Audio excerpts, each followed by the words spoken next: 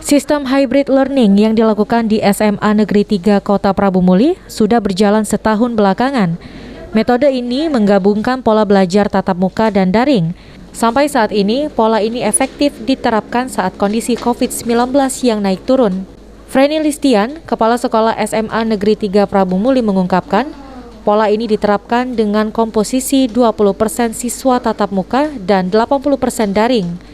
Dalam waktu yang bersamaan, kedua kelompok tersebut menerima materi pembelajaran yang sama.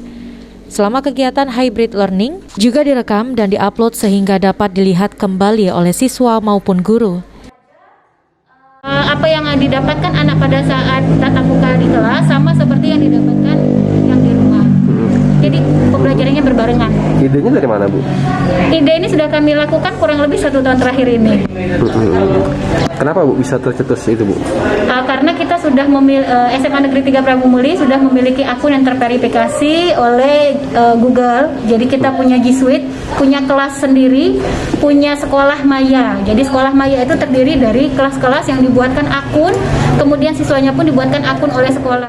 Pada akhirnya, metode hybrid learning akan terus dilakukan meski pandemi COVID-19 berakhir. Kepala Sekolah SMA Negeri 3 Kota Prabu Muli mengatakan, ketika siswa berhalangan hadir karena sakit atau hal lain, bisa mengikuti pelajaran tanpa halangan. Benny Firdaus, PAL TV.